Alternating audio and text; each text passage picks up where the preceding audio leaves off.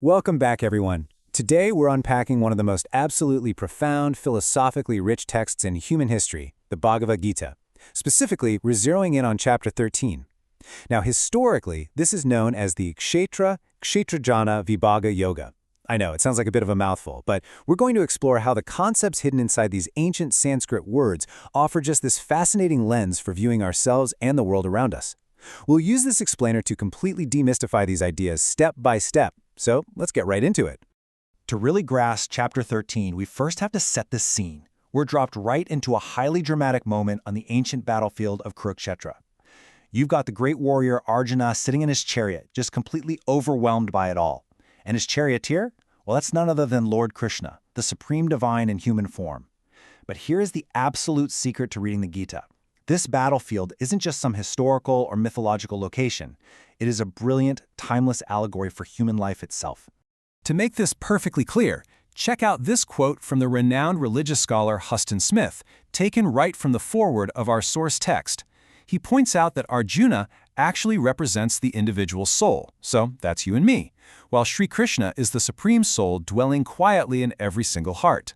And the chariot? That represents our physical human body. The blind king whose sons Arjuna is fighting, that's the mind under the spell of ignorance, and the enemy army literally represents our own numerous evil tendencies. So Arjuna's paralyzing external struggle? It's actually our very own internal daily battle. This is exactly what makes this ancient text so intensely and immediately relevant to all of us today. All right, here is our roadmap for decoding all this dense philosophy. We're going to start with Arjuna's ultimate inquiry, then define the concepts of the field and its knower, explore the path of true knowledge, unpack the relationship between matter and spirit, and finally, we'll arrive at the ultimate vision of equality. Moving to Section 1, Arjuna's ultimate inquiry. Let's enter the core of Chapter 13 by looking at the massive, reality-bending philosophical questions Arjuna poses to his divine teacher. Okay, let's dive into this. Arjuna doesn't start Chapter 13 with any small talk, right? He goes straight for the deep end, asking Krishna to define 6 foundational concepts that make up the very fabric of existence. He asks about Prakriti, which is material nature, Purusha, the spirit, Kshetra, the field, Kshetrajna, the knower of the field, and finally Jnana, the true nature of knowledge, and Jnana, the ultimate object of knowledge. Everything Krishna says for the rest of this chapter is a direct answer to this incredibly precise framework that Arjuna just laid out. Section 2, the field and its knower. Krishna answers Arjuna by first doing something crucial, separating the physical reality we live in from the consciousness that actually experiences it. Krishna begins by defining the very first pairing, the field and its knower. Kshetra translates to the field, but, Krishna isn't talking about agriculture here. He explicitly declares this body, Arjuna, is said to be the field. Think of it exactly like a farmer's plot of land. Your physical body, your senses, your mind, your ego, all of this makes up the literal field where you sow the seeds of your actions, your karma, and ultimately where you harvest the results, whether those results happen to be pleasure or pain. But here's the catch. If the body is just a field, a plot of dirt, well, who's the farmer? That brings us to Kshetrajna, defined as the knower of the field. The source text notes that sages who possess exact knowledge call this the experiencing Atman. It is the conscious observer, the individual soul. It's that quiet, eternal presence inside you that perceives your bodily aches, your mental anxieties, and all your worldly experiences. Because this knower can step back and observe the body, it must inherently be something totally different from the body itself. When we put these two side by side, it perfectly anchors this duality of human existence that Krishna is explaining. On one side, we have the tangible, perishable body, the field. It's constantly changing, it grows old, and it's completely subject to disease and decay. But on the other side, we have the knower. And the knower? It doesn't age, it doesn't decay, it simply watches. Recognizing this absolute, hard-line distinction between the temporary object being watched and the eternal subject doing the watching, that is the crucial first step to enlightenment in the Gita. But Krishna doesn't just stop with the individual soul. Look at the translation here from verse 2. He says, "Know also that I am the knower of the field in all fields, Arjuna." Boom, mind blown, right? The crucial point is that Krishna takes this concept to the ultimate universal level. He declares that he, the Supreme Lord, is the ultimate observer residing inside absolutely everyone. The exact same divine spark that is quietly watching through your eyes right now is watching through mine and through the eyes of every single living creature on Earth. Section 3. The Path of True Knowledge. Having completely redefined what we're made of, Krishna shifts to Arjuna's next question, fundamentally changing what the word knowledge actually means in a spiritual context. In our modern world, we usually think of knowledge as data. Facts, figures, book smarts.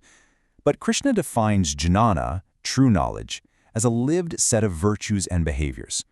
True knowledge involves unswerving devotion to the Supreme. It also includes really practical lifestyle choices, like frequenting secluded places for contemplation and, surprisingly, having a distaste for the crowded society of men.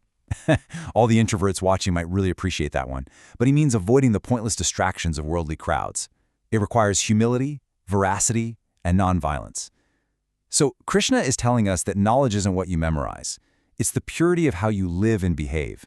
That is what prepares your mind to actually see the truth. Section 4, Matter and the Spirit. Next, we transition even deeper into the underlying mechanics of reality, exploring the ancient concepts of Prakriti and Purusha. Krishna now tackles this vast cosmic duality. The first half of it is Prakriti, which translates to material nature.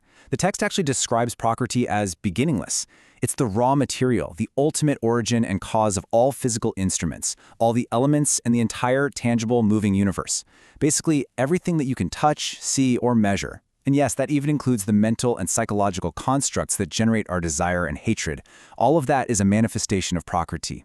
It's essentially the ultimate cosmic version of the field. Impaired right alongside material nature is Purusha, or the spirit.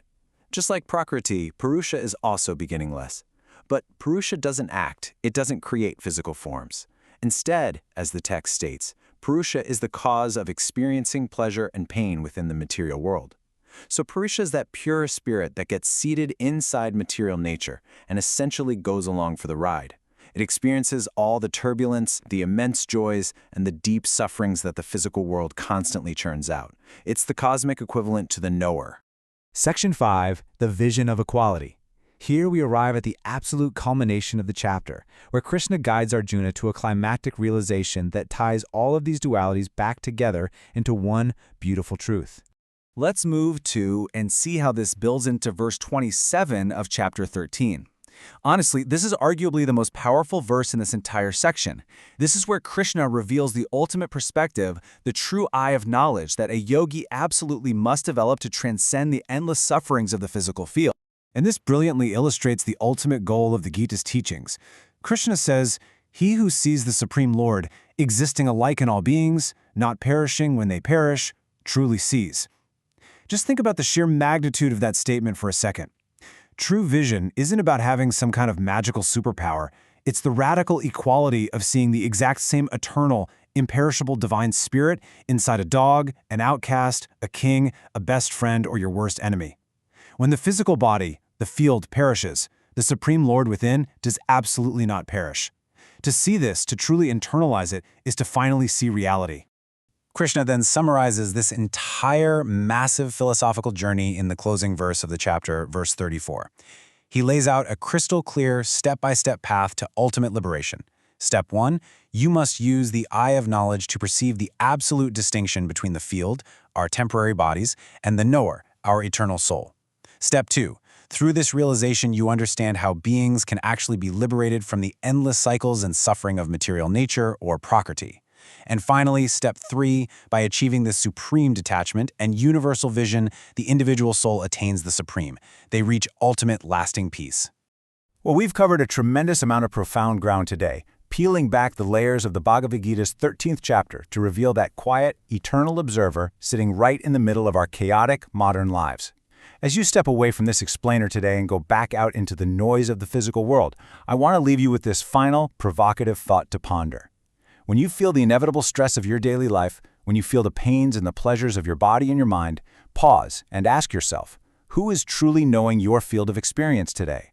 Is it just your temporary ego, or can you tap into that eternal, unperishing knower within? Thank you so much for joining me on this incredible journey of understanding. Keep seeking and keep exploring.